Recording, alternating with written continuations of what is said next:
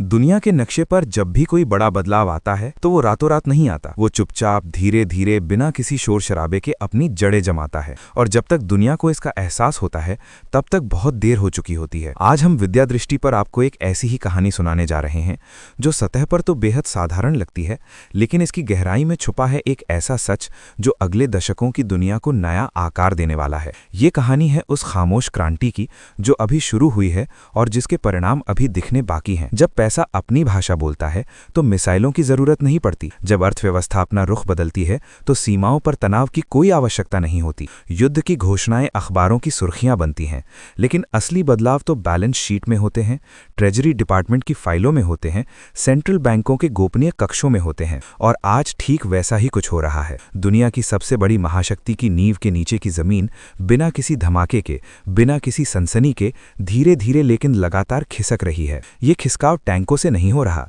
Fighter jet से नहीं हो रहा, परमाणु हथियारों की धमकियों से नहीं हो रहा, बल्कि ये खेल खेला जा रहा है बॉन्ड मार्केट में, करेंसी रिजर्व्स में और सबसे महत्वपूर्ण विश्वास के टूटने में।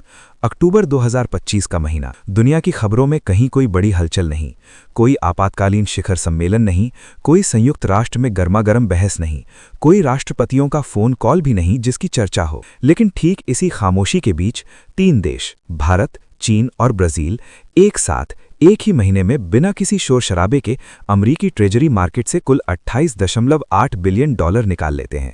$28.8 बिलियन, ये कोई छोटा मोटा लेन देन नहीं है। ये राशि कई छोटे देशों की पूरी साल की जीडीपी से भी ज्यादा है। और सबसे चौंकाने वाली बात ये कि ना कोई प्रेस कॉन्फ्रेंस हुई, ना कोई सरकारी बयान आया, ना किसी वित्त मंत्री ने इसका जिक्र तक किया। ये सब इतनी चुपचाप हुआ कि दुनिया की मीडिया को हफ्तों बाद तक इसकी भनक भी नहीं लगी। इतिहास हमें बार बार ये सबक सिखाता है कि सबसे खतरनाक और सबसे क्रांतिकारी फैसले अक्सर बिना किसी शोर के, बिना किसी नाटकीयता के लिए जाते हैं। जब 1914 में फ्रांस फर्डिनेंड की हत्या हुई तो किसी ने नहीं सोचा था कि ये एक विश्व युद्ध की शुरुआत होगी। जब 1929 में अमेरिकी शेयर बाजार गिरना शुरू हुआ तो लोगों ने सोचा था कि ये एक सामान्य उतार चढ़ाव है। जब 2008 में लेमन ब्रदर्स गिरा तो दुनिया ने सोचा था कि ये एक बैंक की समस्या है। लेकिन इन सभी घटनाओं ने पूरी दुनिया की दिशा बदल दी। और आज अक्टूबर 2025 का ये $28.8 बिलियन का निकासी भी शायद वैसी ही घटना साबित हो जो आने वाली पीढ़ियां इतिहास की किताबों में पढ़ेंगी और कहेंगी यहीं से डॉलर की एक छत्र सत्ता का पतन शुरू हुआ था। अब सवाल ये नहीं है कि ये सिर्फ एक आर्थिक आंकड़ा है या एक सामान्य लेन देन है। सवाल ये है कि क्या ये उस महाकाव्य की पहली पंक्ति है, उस कहानी का पहला अध्याय है जिसे आने वाले दशकों में लोग ये कहकर याद करेंगे कि बस यहीं से, इसी मोड़ पर डॉलर की अटूट पकड़ ढीली पड़नी शुरू हुई थी। क्योंकि देखिए, ज्यादातर लोग आज भी ये मानते हैं कि अमेरिका की असली ताकत उसकी दुनिया की सबसे ताकतवर सेना है, उसके परमाणु हथियारों का भंडार है, उसके एयरक्राफ्ट कैरियर हैं जो दुनिया के किसी भी समुद्र में पहुंच सकते हैं।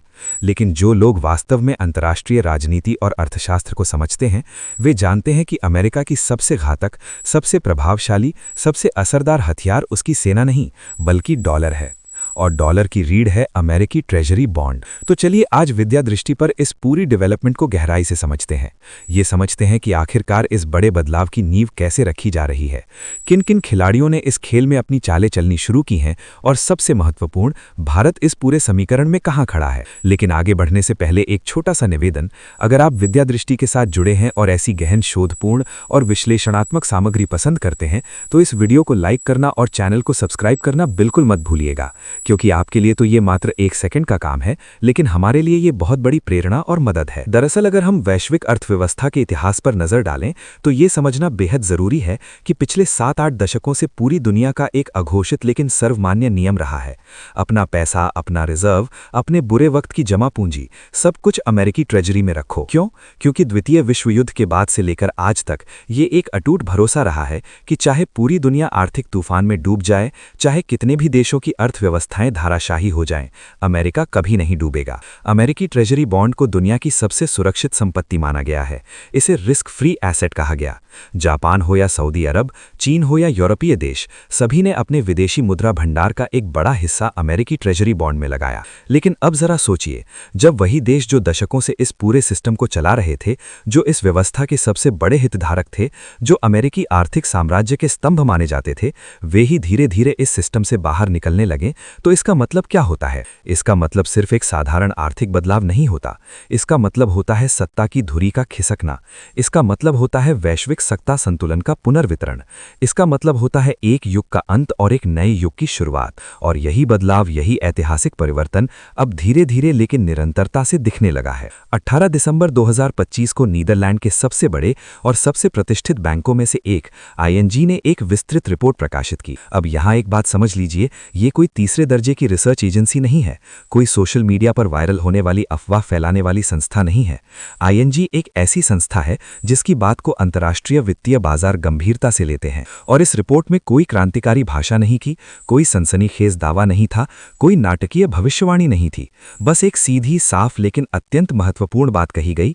ब्रिक्स देशों द्वारा अमेरिकी ट्रेजरी होल्डिंग्स में गिरावट अब एक स्थायी और दीर्घकालिक ट्रेंड बनती दिख रही है। अब यहाँ स्थायी ट्रेंड शब्द को बहुत ध्यान से समझिए। स्थायी ट्रेंड का मतलब है कि ये कोई एक बार की घटना नहीं है, ये किसी चुनावी नतीजे का तात्कालिक प्रभाव नहीं है, ये किसी व्यक्तिगत नेता की सनक नहीं है, ये किसी अस्थायी राजनीतिक तनाव का परिणाम नहीं है, बल्कि ये एक सोची समझी दीर्घकालिक रणनीतिक दिशा है जो लगातार, निरंतर, बिना रुके आगे बढ़ती जा रही है। और जब ठोस डेटा, जब आंकड़े, जब तथ्य बोलने लगते हैं तो सारा शोर शराबा, सारी अटकलें, सारे अनुमान अपने आप बेमानी और बेकार हो जाते हैं। और देखिए, ING थिंक टैंक की इस व्यापक रिपोर्ट में ये बात एकदम साफ शब्दों में कही गई है कि ये कोई एक दिन या एक महीने की बात नहीं है। ये अब एक रोजमर्रा का, एक लगातार चलने वाला ट्रेंड बन चुका है कि ब्रिक्स देश ब्राजील, रूस, भारत, चीन और साउथ अफ्रीका चुपचाप, बिना किसी नाटकीयता के US ट्रेजरी मार्केट से धीरे धीरे अपना पैसा निकाल रहे हैं। अब जरा गहराई से आंकड़ों पर नजर डालते हैं, क्योंकि इस मामले में भावनाओं से कहीं ज्यादा वजन नंबरों का है, आंकड़ों का है, तथ्यों का है। ING की विस्तृत रिपोर्ट के मुताबिक सिर्फ एक महीने के अंदर अक्टूबर 2025 में चीन ने लगभग 11.8 अरब डॉलर के US ट्रेजरी बॉन्ड बेच डाले, भारत ने करीब 12 बिलियन डॉलर का एक्सपोजर कम किया और ब्राजील ने तो सबसे आक्रामक कदम उठाते हुए लगभग 5 अरब डॉलर की ट्रेजरी होल्डिंग्स घटा दी। अब यहाँ पर एक बेहद महत्वपूर्ण और सूक्ष्म बात को समझना अत्यंत आवश्यक है। जब चीन ऐसा कोई कदम उठाता है तो पूरी दुनिया, खासकर पश्चिमी मीडिया, तुरंत कहना शुरू कर देती है, अरे चीन तो पहले से ही अमेरिका का आर्थिक और भू राजनीतिक प्रतिद्वंदी है, चीन तो स्वाभाविक रूप से अमेरिका के खिलाफ है, चीन को तो अमेरिकी प्रभुत्व कमजोर करना ही है। यानी चीन के इस कदम को एक अपेक्षित और पूर्वानुमानित कदम के रूप में देखा जाता है। लेकिन जब भारत भी यही कदम उठाता है, जब भारत भी अमेरिकी ट्रेजरी बॉन्ड बेचना शुरू करता है, तब सवाल कहीं ज्यादा गहरे, कहीं ज्यादा जटिल और कहीं ज्यादा चिंताजनक हो जाते हैं। क्यों? क्योंकि भारत अमेरिका का घोषित रणनीतिक साझेदार है। भारत क्वाड्रिलैटरल सिक्योरिटी डायलॉग का एक महत्वपूर्ण सदस्य है, जो अमेरिका, जापान, ऑस्ट्रेलिया और भारत का एक रणनीतिक गठबंधन है। भारत और अमेरिका के बीच रक्षा सौदे हैं, प्रौद्योगिकी साझेदारी है, शैक्षणिक आदान प्रदान है। और फिर भी भारत ब्रिक्स का भी एक प्रमुख हिस्सा है, जिसे अक्सर पश्चिमी प्रभुत्व के विकल्प के रूप में देखा जाता है। तो फिर सवाल उठता है कि भारत ने ऐसा क्यों किया? भारत ने डॉलर क्यों निकाला? क्या ये किसी राजनीतिक असंतोष का संकेत है? क्या ये अमेरिका के खिलाफ कोई रुख है? ING और अन्य प्रतिष्ठित वित्तीय विश्लेषकों की रिपोर्ट्स को गहराई से पढ़ें तो ये एकदम साफ संकेत मिलते हैं कि भारत के इस कदम के पीछे कोई राजनीतिक विद्रोह नहीं था, कोई भू राजनीतिक शत्रुता नहीं थी। ये एक शुद्ध रूप से आर्थिक और तकनीकी फैसला था। देखिए, 2025 में क्या हुआ? अमेरिकी फेडरल रिजर्व ने अपनी ब्याज दरों को ऊंचा रखा, जिसके कारण डॉलर अंतर्राष्ट्रीय बाजार में काफी मजबूत हो गया। एक मजबूत डॉलर का सीधा मतलब है कि अन्य सभी मुद्राएं डॉलर के मुकाबले कमजोर होती जाती हैं। इसी दौरान अंतर्राष्ट्रीय बाजार में कच्चे तेल की कीमतें भी बढ़ी और भारत जैसा देश जो अपनी तेल जरूरतों का 80-85% आयात करता है, उसके ऊपर ये दोहरी मार थी, महंगा तेल और मजबूत डॉलर। इसका सीधा असर भारतीय आयात गिल पर पड़ा और भारतीय रुपए पर भारी दबाव आया। अब ऐसी स्थिति में भारतीय रिजर्व बैंक के सामने मूलभूत रूप से दो रास्ते थे। पहला, बाजार को अपने हाल पर छोड़ दो, रुपया जितना गिरना है गिरने दो और महंगाई का भूत जनता पर सवार होने दो। दूसरा, अक्रिय रूप से हस्तक्षेप करो और रुपए को जरूरत से ज्यादा कमजोर होने से बचाओ। RBI ने दूसरा रास्ता चुना। विदेशी मुद्रा बाजार में डॉलर बेचे गए ताकि रुपए की अत्यधिक गिरावट को रोका जा सके। लेकिन ये डॉलर आए कहां से? जवाब बिल्कुल साफ है, ट्रेजरी बॉन्ड बेचकर।